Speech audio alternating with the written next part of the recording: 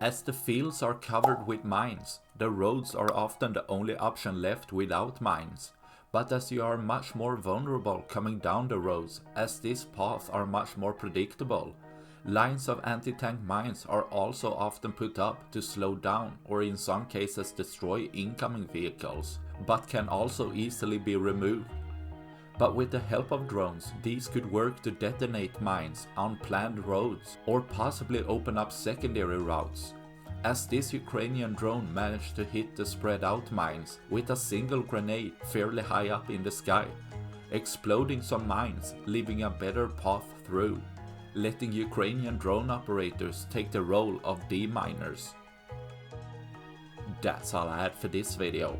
Please like and subscribe for more. Thanks for watching. Bye.